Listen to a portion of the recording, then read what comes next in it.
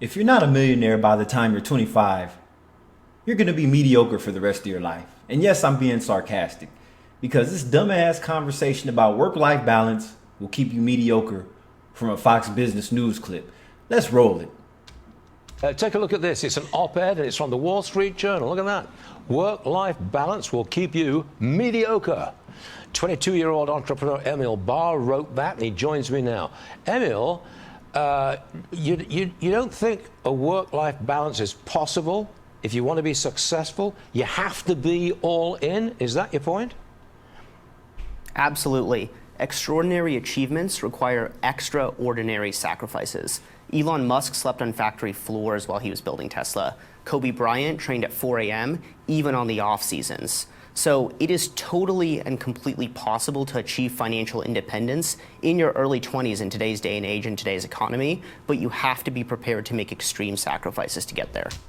Okay, first of all, everybody's lifestyle is different, especially when it comes to family. A lot of people's families keep them down. They keep them in the gutter. Or they put them in a position to where they have to settle. They better stay at this job. They better keep doing this. So not everybody could travel this road. And at his age, a lot of people are still running after their friends because they're afraid they're going to miss out of something that their friends, whatever they have going on, they feel like they need to be a part of it too. So that's another thing. Fear of losing friends. And as men, suppose you get somebody pregnant and you start a family young. That's going to stop you too. I mean, let's be real here. Well, once you started and you made your extreme sacrifices, how long do you have to keep at it? Can you ever sort of relax a little and walk away and enjoy your money that you've made? I call it front-loading success, and you can. If you can save up $1 million by the time you're 25. If a lot of people can't, what is the percentage of that? Is like 0.7. And yes, that's a random number. So 3.5 hours of sleep. But it's recommended that you get at least 7 hours of sleep. The less sleep you get, the more you shorten your lifespan. We all know it's important to be successful. But what is the key goal here? Is it the money, or is it the success, or is it the journey? And 12.5 hours of working. This is great if you're single. But like I said, what if you have kids and shit and you start a family? Oh, that's right. Everybody's dinks now. This is hookup culture. I forgot. Strippers, porn, adultery. I forgot. You will retire with over $100 million in the bank. If Maybe. you can make $10 million by the time you're 25, you will retire a billionaire. That's Maybe. not the path I'm personally choosing, but it is absolutely possible, and in my opinion, well worth the sacrifice. It's a minority. And see, here's the problem with guys like this. I don't know him personally, but based on how he presents himself, it's like you can have all this success. And let's say you meet the love of your life. You got married, you had children and everything. The woman got tired of you. She divorced you. And now all your shit that you work for is split up. All it takes is a medical emergency or a divorce. All that shit is gone. Crypto, wiped out. All that shit's gone. Prized possessions, homes, property, gone. All because a woman got tired of your bullshit. She got bored of you. You were bad in bed. She cheated on you. You got sick. You broke a leg. You needed brain surgery. Nothing's promised. So that's why we say live every day like it's your last. I'm not saying be ignorant, be stupid. Have some common sense and just have an abundance mindset. I appreciate the discipline, the self-discipline, but Minority that actually gets that kind of money at that age, surely. It is, but I think that it's a generational issue. We can't be the generation that argues for the 4-day work week and then turns around and criticizes the cost of living crisis. We can go out, and actually young people have so many superpowers, like our ability to natively use AI or technology, but our obsession with work-life balance is holding our income potential back. because we're obsessing over other countries, like in Europe, the 4-day work week, and they have more PTO. Like the women, they have more time for paternity leave. They give you more paternity leave in Europe. They pay more in taxes, but their cost of living is still lower. And they have basic health care. Their basic health care in Europe is free.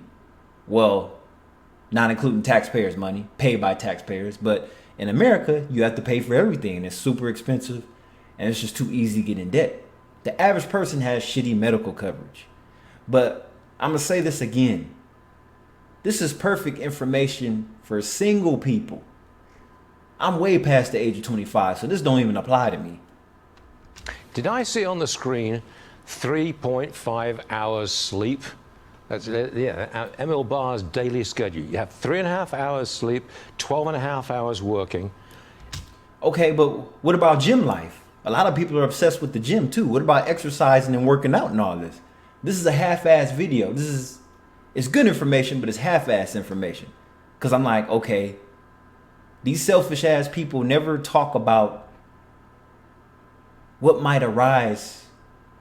Like I said, kids, the wrong woman.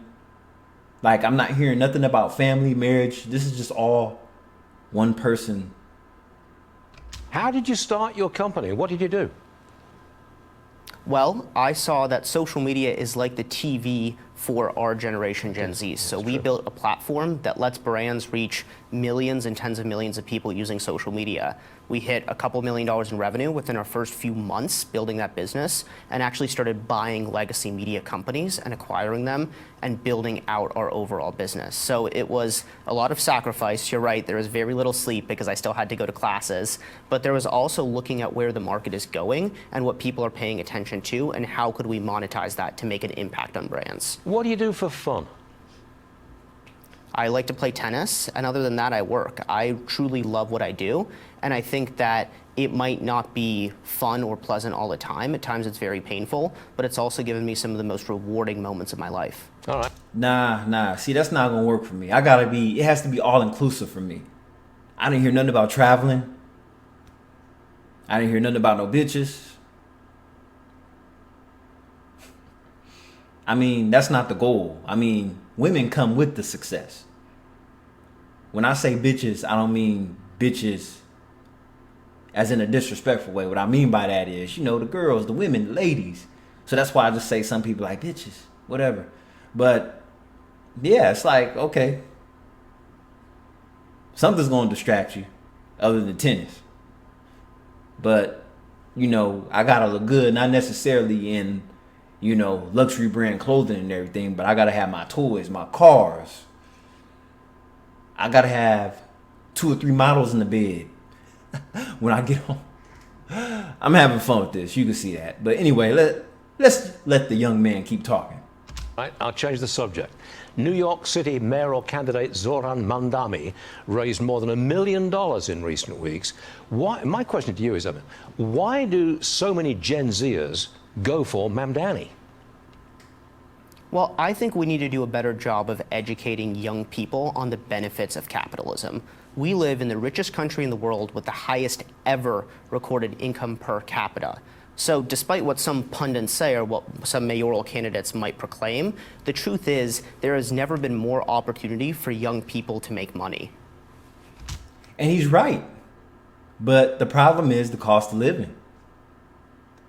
The average Joe cannot afford to pay over $2,000 a month for a 1-bedroom unit apartment. And that's a big problem, because if we wind it back to 2010 and before, you could get a decent 1-bedroom apartment for like under $1,000 a month.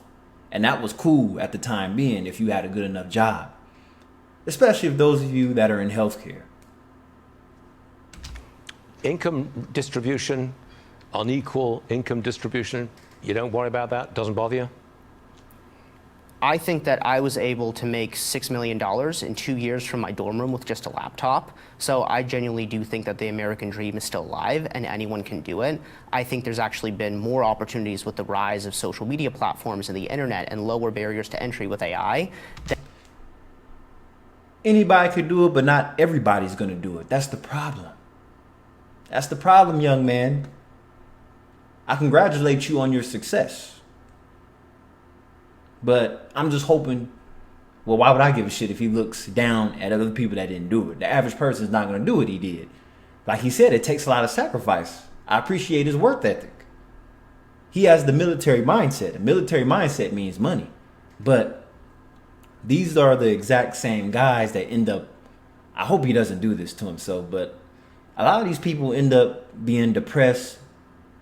They end up deleting themselves. I'm not saying all the guys that are doing this will, but the people with the money and highly successful, they're the ones that are offing themselves. Versus the broke people like me, I'm having a blast. Even though I only got $10 in the bank account. Anyway, this is Kai Laveo. Yeah. I thought this was a good media clip, but take notes, everybody. And I'll catch you in the next video. Peace.